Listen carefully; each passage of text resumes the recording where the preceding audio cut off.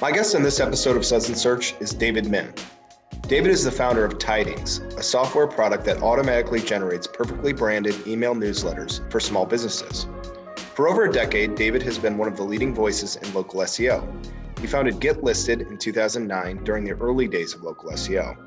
GetListed was acquired by Moz, and David took a role at Moz as their director of local search strategy. Over the years, David has been featured in blogs on pretty much every major SEO publication, including GatherUp, BrighLocal, Moz, and Street Fight Mag. He currently serves on the faculty at LocalU.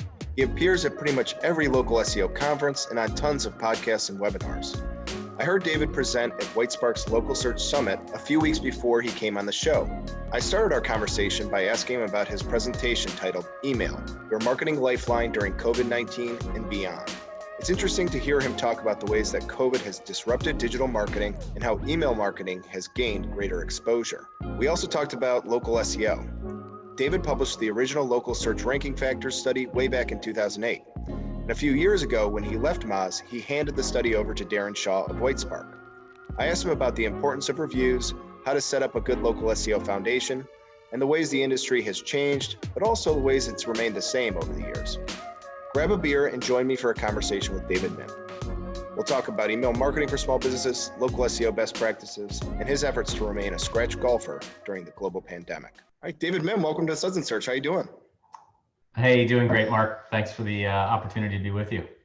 It's great to see you. I have a lot to catch up on with you. I've been learning about newsletters from you. This is like an embarrassing weak point for us at Search Lab. We need to get on it better. And so I'm hoping to learn along with our audience about it, but maybe as a starter, tell us a little bit about Tidings. Yeah, sure. So I was new to newsletters also about 5 years ago. So at my, I was with my previous employer, Moz, for several years, and it was just sort of time for a career change, and was taking some time off and didn't really, have a particular plan for what I was going to do. But at the same time, I'm like you, I'm addicted to search and was kind of, keeping up with everything happening in the industry. And I was like, hey, well, why don't, putting out all these tweets, but I have a little bit more to say than just a tweet. And I want to be able to give people context and that sort of thing for the articles and trends that were capturing my attention. So I was like, well, I'm going to start a newsletter. And so I got my MailChimp account, and I, sat down and I built my template and whatever. And it was just taking me like every single, sending a weekly newsletter, which is, I didn't think was going to be that hard of a lift, but it was taking me like over an hour and frequently 2 hours to send every single newsletter. By the time I got, the text kept resizing when I wanted to paste something in, Sure. And, I wanted to find a good image for an article or whatever. It was just taking me forever. And I was like, well, no wonder half of small businesses, we did a survey at Tidings a couple of years ago, half of small businesses aren't sending a newsletter because it takes so friggin' much time. So, so I was like, okay, well, I'm gonna build a product that, at least will solve my problem, and hopefully it will solve, a few other people's problems too. So that was kind of the genesis of Tidings. And basically the idea is, we're definitely, our primary audience initially was small businesses. And 95% of small businesses are already sharing a lot of great content on Facebook and Instagram and, potentially other social channels as well. And I wanted to give them the ability to leverage email, which is in some cases 10x higher open rate and click rate versus what you're going to get on social media. It's just a much higher engagement channel than social is. And yet all of the content is going on social. So I was like, why don't I give them a really easy way to leverage all this content they're already creating, reformat it, for a mobile, for a mobile friendly email, and give them the ability just to send it out through their existing ESP. So that's the thing about Tidings. It may not be for everybody right now because we integrate with MailChimp, Constant Contact, SendGrid, ActiveCampaign. We're adding new ESPs all the time.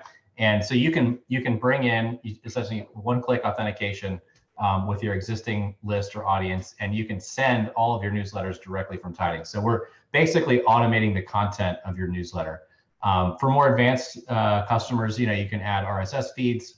We've got Chrome extensions and Firefox add-ons and an iOS app that you can bookmark articles in that you come across during the week. So the goal is really that it's the easiest way to send a newsletter out there, and there should be very little switching costs for those of you who already have a MailChimp or other ESP account. So that's the story of Tidings in probably what, 2.5 minutes, something like that. Very good. Well, I mentioned I'm learning from you. I heard you speak at the Whitespark virtual conference, which if I could just give a kudos to Darren. I've been on a few of these virtual conferences. That was like by far my favorite. I thought it was fantastic. He did a great job with it. In your presentation, you had an insight that I thought was interesting. There was like it was open rates or impression share in email remained like remarkably steady for years and years and years. And then all of a sudden COVID happened. And what happened then? So we've actually seen, and this is particularly true for small businesses with smaller audiences, say in the single digit thousands as opposed to tens of thousands or hundreds of thousands. So MailChimp found that open rates and click rates, importantly, which is how you sell stuff through email, both went way up, in the initial months of COVID. And I think, so part of that is that, we as consumers, we love all the small businesses that we're, supporting every day, like the breweries, that you were just mentioning were closed in your area. We still want to support them. We want to know what's going on with them. Hopefully, in the case of breweries, they've switched to canning or something, or growler fills or something like that. So we want to know what's going on. And so I think that largely explains why, open rates and click rates have gone up for small businesses during COVID. The second reason is we've just got a little bit more time on our hands at this point, right? So we're able to, log in and digest, a series of emails every single morning or at night, because a lot of us don't have commutes anymore. And there's just, it's a weird year. We're not going out to restaurants, all these kinds of things. And so I just think we have a little bit more time to consume. And we're seeing that, with the trend that MailChimp has reported, we're seeing open rates and click rates go up as a result. And the flip side of that is I have not seen any data suggest that social media is the same way. I think that there's, Facebook and Instagram in particular continue to try to, make as much money as they can. And so you see more and more ads in your feed. It's just harder, the people's feeds are just a little bit more cluttered. It's harder to sort of browse them the way that you can an inbox and get attracted to a subject line or a sender that you really know and whose content you value. So I think that those are the kind of the main reasons that we've seen email, have this very consistent trend line over time of a, say 20 to 25% open rate, a couple percent click rate, and that's just gone up just a little bit during COVID. Very interesting. And then you had a great tip. We learned here at Suds and Search, we started to do this weekly instead of, like sporadically, like whenever we could do it. We're releasing these every week, and it's had an amazing impact on the show and our feedback from people who watch it. And your advice was repetition is the key in newsletters. For sure. Yep. And you went back to your background in psychology. You've got some undergraduate paper, if I remember correctly. Yeah. No. Well, it wasn't one that I wrote, but I'm sorry. It was about how you put some caveats in there. It's not nagging. It's not spam. Obviously, I think let's get that out of the way. But why is repetition so important? Sure. So a couple reasons. So yes, you definitely you don't want to spam people, right? You want to set their expectations when they're signing up for your email list. How often you're going to send them email and a general idea of what the content's going to be, right? You don't want to have people sign up for a marketing list and then try to sell them a gas grill or something like that. So setting expectations in advance is really key, and then being consistent with your sending is also really key. So and MailChimp's found in another slide from that same Whitespark presentation, MailChimp has basically found that the small businesses who have the most success with email send somewhere between weekly and monthly. That sort of consistent but not in your face messaging from a small business brand is really what drives actually higher engagement, better open rates, better click rates. And the site paper that you reference is by a guy named Robert Zients, who studied what he calls the mere presence effect. And this is fascinating, I think.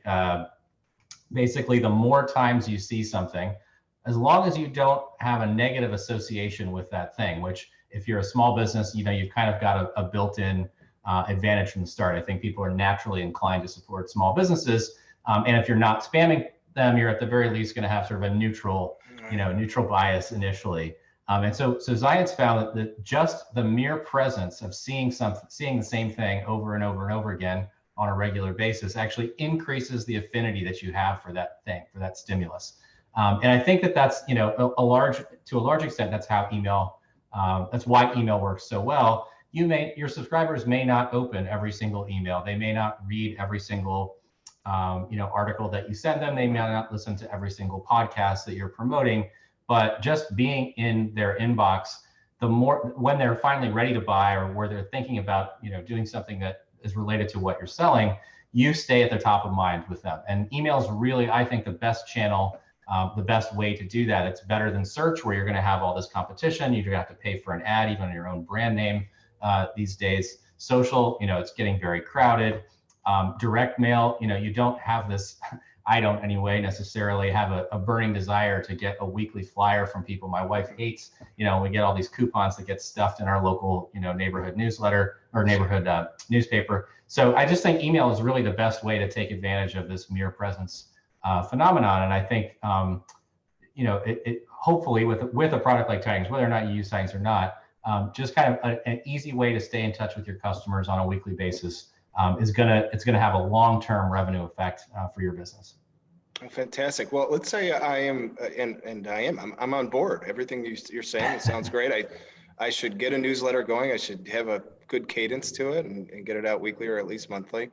But now I'm not going to conferences. I don't have any of my normal networking events that I usually go to are done. I haven't handed out a business card in months. How can I build my email list? How can I increase my subscribers in this time? Yep. So the first thing that I encourage every small business to do is put a link to your sign up list on every social profile that you have, right? So with social media, any of these profiles that you have, whether it's Facebook or Pinterest or whatever, you're essentially renting followers from whatever that platform is.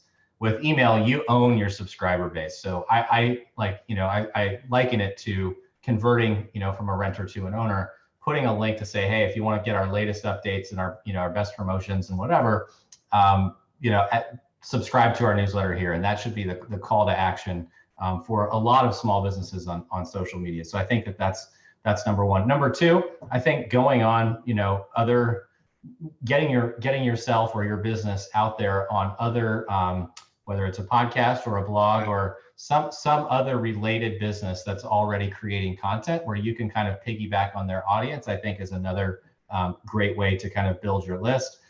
You can also, if you've got a budget, I think it doesn't work for every small business, but if you're in an industry with a really high, average transaction value, I definitely think that you can afford to spend money on ads that drive people to a lead magnet, is what we call them in the software world. I don't know if how common that term is in, say, insurance or something like that, but some kind of piece of content that's high value where you're collecting email addresses. You may have the budget in a field like insurance, which has a lifetime value of tens of thousands of dollars probably. You may be able to afford to kind of get people into your email system, and then you're going to be sending them ongoing content, not just that one thing that they've downloaded from you. So those are just a few ways that I'd encourage people to try to grow their lists. All right, well, fantastic. I want to kind of gently transition into search if you're up for it. Definitely. I'm still very, very involved in search. Yeah. And still love it for sure. So I first heard about you, years and years ago with the local search ranking factors, and your blog at the time was Memorandum, which I thought was really catchy. I remember it still. Still going, but not updated nearly as frequently. So I see. Okay. One of the things that I thought to ask you, look, the local search ranking factors a lot of times can tell you what's changed year over year. I wonder if, as you reflect, what hasn't changed? What's been foundational for small businesses? What's kind of been consistent over the years? Sure. So the first thing I'd say is unfortunate, which is that having a keyword in your business name still drives a ton of rankings. I would have thought that we're in 2020, so we're coming up on 13 years after Google launched the original Local Business Center. Spamming your business name with keywords still works. Now, I don't encourage any business to actually spam, but to the extent that you can file articles of incorporation and get an official business license with a keyword, in your name. I think that's key. I mean, just for example, if you're one of my favorite restaurants here in Portland is a steakhouse called Ox. That's the name of their business. Ox PDX is their website. They should probably file their incorporation papers as Ox Restaurant, right? And that's how they should list themselves in Google My Business. So that's the kind of thing that I would suggest business owners consider, because I don't see that going away. And then the second thing is, then when you're going out and you're, if somebody mentions you in an article or whatever, chances are they're going to use your official name when they link to you. And so you're going to get the additional, anchor text sort of link value from those links. And I think that that's valuable as well, from both an organic and a local perspective. So I think there's kind of a double benefit to doing that. My friend Mike Blumenthal, my favorite example, he came up with or found a few years ago, which is a sign company in Denver that called itself Signs Near Me Denver. Yeah. So I don't know that I'd quite go to that extreme, but certainly, adding a descriptor, I think, can definitely help with rankings. The other sort of foundational thing that I don't think has changed since the early days of the local business center is proper categorization. So back in the day, you used to be able to submit your own custom categories. So basically any keyword that you wanted to. It worked along the same lines of the original meta keywords tag, where back in the very early days of SEO, you could upload a new meta keywords tag to every page and you'd rank for whatever terms you added almost instantly. So Google Local Business Center worked largely the same way. You could add custom categories for long tail keywords that were, high value services or products that you offer, and you'd rank almost instantly. So that's gone away. You have to now use Google's sort of category taxonomy, but making sure that you're in really strong, both primary categories as well as some of these longer tail categories. Joy Hawkins and I think Joel Headley as well have done research. There's no evidence to support this concept of like category dilution, where if you select 6 or 7 categories as opposed to just choosing one, that you're sort of splitting your category equity somehow. They haven't found any evidence for that. So basically, you want to add as many categories as are relevant to your business in order to sort of cast your net as wide as possible for customers who might be looking for you. So those are 2 really easy kind of foundational factors that I don't think have changed very much. I'll say that a factor that came about shortly after the Local Business Center is reviews. And I think we've seen reviews be important kind of all the way along, but I now think they're becoming even more important. And I actually think that all of the things being equal, right? I mean, if you're not competing with people who are spamming their business name and everybody's kind of got a pretty good category list and you're all located, well, the other thing I didn't mention is proximity, which has changed, but you're all located in roughly the same area. I actually think that reviews are probably the biggest differentiator in terms of rankings these days, both at reviews at Google, but also third-party sites like Yelp and TripAdvisor and whatever important sites there are in your vertical. So it's the volume of reviews, it's how prominent you are on those other sites. It's also what people are saying about you in those reviews. Because one of the things that I think has definitely changed, and I think one of the reasons that reviews have become more important, is Google's knowledge graph has gotten much more sophisticated. Their crawling abilities, I wouldn't say crawling abilities, their sort of indexation and sort of semantic indexation has gotten much better. We've seen this just in the last couple of weeks with the release of passages, right, where Google's now pulling out specific snippets of a web page and showing those right on the SERP. Well, so they've been doing that with reviews in local search for quite a while, where they're able to pull out specific phrases that they see sort of like common themes across multiple reviews.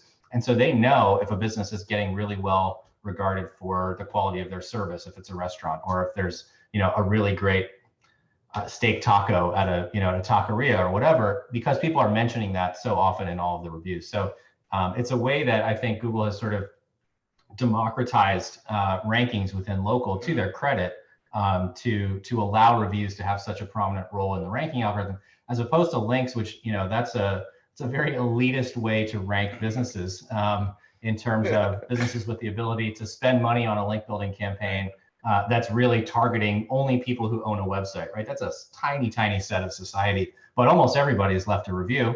and particularly of a small business. And so the businesses that are gathering more reviews with good star ratings primarily, and having their primary services or products mentioned in a lot of reviews, those are the ones that you see kind of floating to the top of the rankings these days. It's interesting. I think about reviews. I like your point about spam. Even I was looking at a competitor the other day, and it was a chiropractor, and the chiropractor's last name was Ross, and I went to go look at their reviews, and it turned out like the whole Ross family had reviewed this company. So this is also a place where we're seeing spam. Did you ever? Oh, you for kind sure. of you kind of hinted at it. I mean, in 2020, did you ever think that one of your jobs as a local SEO would be to fight spam, to flag reviews, or do all this sort of stuff? Gosh, so I didn't think Google would be able to eliminate spam. I think that's even for Google, that would be a very difficult task to accomplish. I certainly thought they would have thrown far more resources at what is still a significant problem. So I didn't think it would continue to be as big an issue for them. And I've just been shocked that, it's kind of gone in a cycle in terms of the resources that Google has given to local. I think, every Google product was neglected when it was all hands on deck for Google Plus. So local was no different. But after sort of the demise of Plus, it did feel for quite a while that Google was like, hey, we really need to take advantage of this small business market, and even the enterprise market with, all these locations. We need to improve the sort of feature set and the quality of Google My Business. And so we saw a big investment. We saw a lot of features come out in sort of 2016, 2017, early 2018. And we haven't seen much since. And the quality of results, I think, has suffered along with that sort of decline in resources. Review spam is rampant. We're still seeing all kinds of listing spam, particularly in home services like garage door repair. And Greg's actually been calling, your colleague Greg Gifford's been calling a lot of this out, on Twitter and that sort of thing. I work with a large healthcare organization, biggest hospital and maybe one of the biggest healthcare employers in Oregon, Oregon Health Science University. The quality of data in the medical space is just atrocious. I mean, the number of duplicate listings, incorrect information. We've been unable to override Google's suggested edits for online appointment booking, which they added during COVID. So the appointment links included in OHSU's Google My Business profiles actually point to a competitor's site, which we don't think is nefarious. It's another major hospital in town. I don't think that they're trying to steal business from OHSU, but Google has just algorithmically determined that these two entities are somehow related, and patients who think they're booking with OHSU actually end up at a completely different business, which, in terms of the ongoing DOJ antitrust thing, like that's real consumer harm, if you ask me. Yeah. And certainly business harm, to have that kind of thing and not be able to resolve it. So I think Google should be held to a higher standard. Review spam is one of those areas. Quality of listing, another of those areas, and it'll be interesting to see if anything comes of this antitrust suit. I think it actually may be one of the few things that has bipartisan support right now. So the sort of the reaction to big tech and I don't necessarily have an answer for to how to solve it. I just think Google should be held to a higher standard as the gateway to the internet these days. Very interesting. Well, you started your Whitespark presentation. I thought it was really interesting. You've been working with small businesses for a very long time and in this area. And you mentioned an article from Greg Sterling. I forget what he called it. Like it's like an asteroid directed right at small business or something like that. Yeah. This is really an open-ended question. It could be about email, it could be about search, it could be about social. What advice can you give these businesses who are probably struggling at this time? How can they fight back a little bit? For sure. I don't have. I think in large measure it depends on the type of business. I tweeted the other day. One of the top handful of restaurants in Portland, right down the street from me. You might even have heard of it. It's internationally known. Pok Pok closed earlier this week, and it's just like it's devastating. It's gut wrenching to see literally an institution just have to close its doors. At the same time, I don't know what, I'm not sure that marketing could have kept them in business.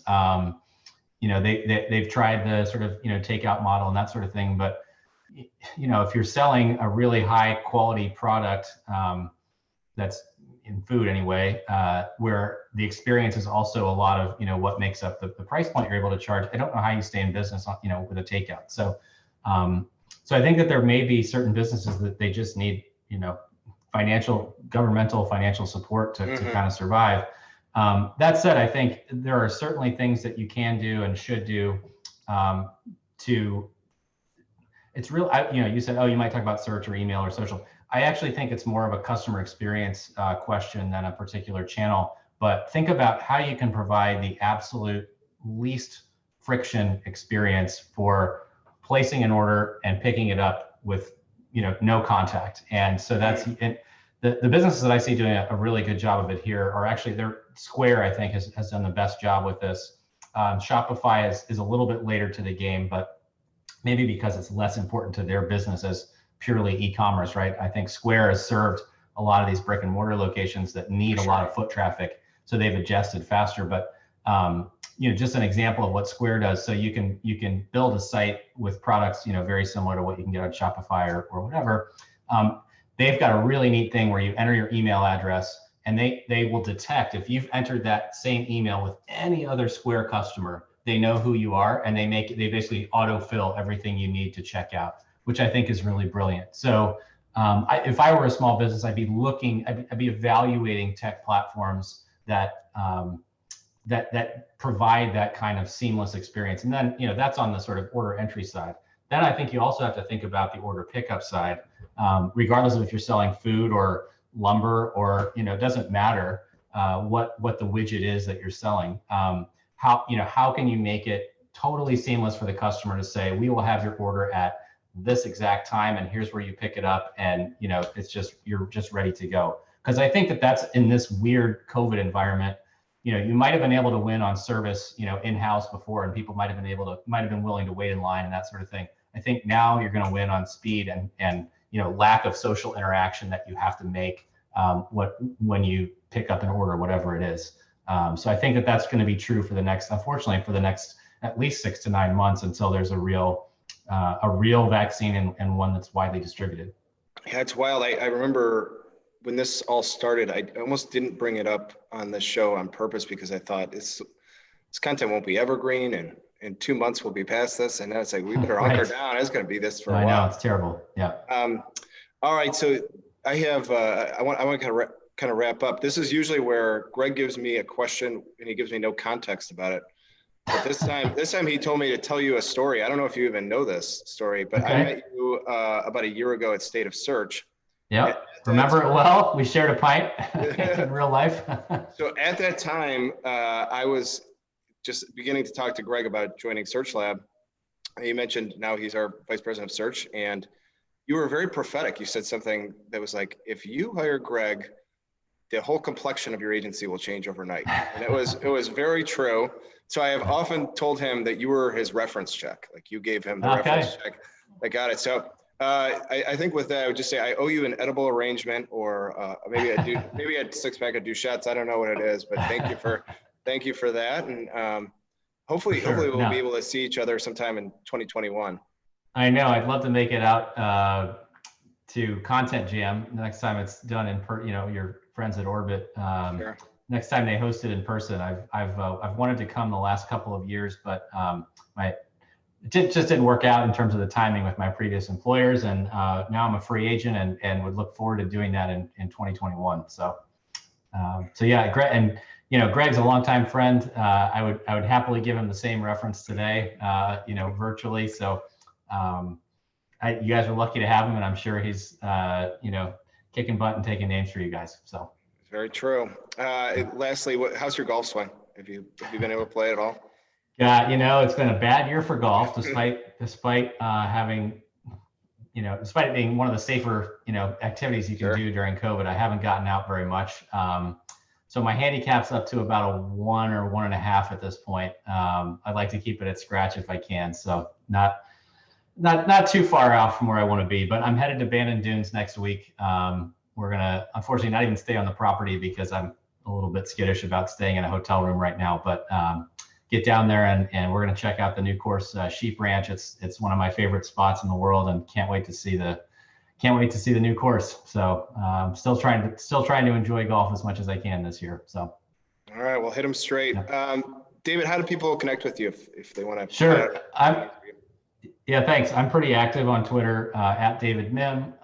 So you can follow me, and I usually follow everybody back. You can message me there, or I'm DM David Mihm, or direct message at tidings.com. And that's my personal email at Tidings. So we'll definitely respond quickly there as well. Awesome. Well, David Mihm, thank you for coming on Suds and Search. We'll see each other down the road, I hope. That sounds good, Mark. I'd love to do this in person with you next year. Likewise. All right. Take it easy.